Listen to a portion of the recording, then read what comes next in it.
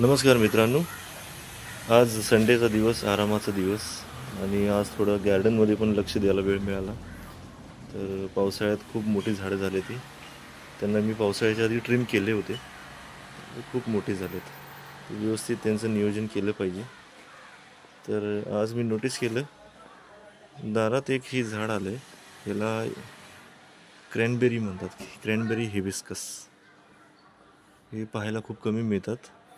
याच्यात काटेरी झाड आहे, थोडे थोडे काटे असतात. ह्याला एक फूल आले, असे भरपूर फुलं आलेत.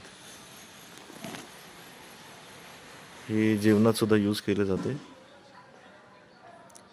तर ह्याच्याबद्दल माहिती काढली मी की ह्याला जेवणात यूज केलं जातं, ह्याचा चहा बनवला जातो, ह्याचे अँटीऑक्सिडंट प्रॉपर्टीज आहेत, कोलेस्ट्रॉल लेवल कमी केलं जातं ह्याच्या या फुलाच्या चहापासून.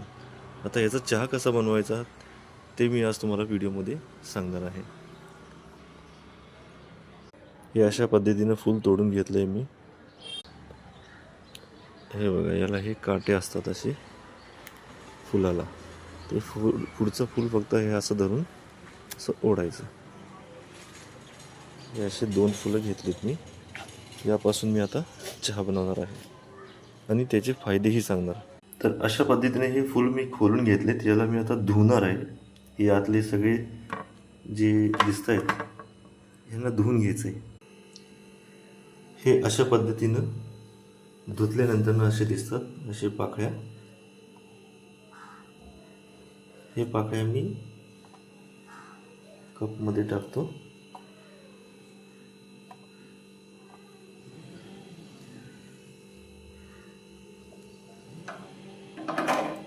आणि हे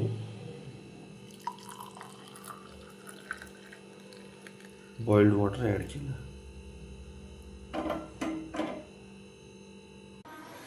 थोड्या उशिराने ही जी पानं आहेत ते काढून घ्यायची, साईडला फेकून द्यायची. हा झाला क्रॅनबेरी हिबिस्कस टी.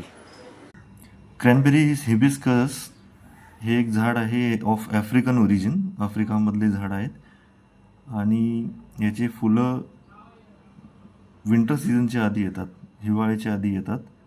आणि ह्याच्या पानांची भाजी पण केली जाते, चटणीमध्ये वापरली जाते. आणि ह्याचे फायदे म्हणजे ह्याचा जो टी आहे, चहा आहे, याच्या फुलांच्या चहापासून कोलेस्ट्रॉल कमी होतो, अँटीऑक्सिडंट्स आहे त्याच्यामध्ये. हृदयाच्या त्रास असतात ज्या माणसांना, त्यांना ह्याचा फायदा आहे.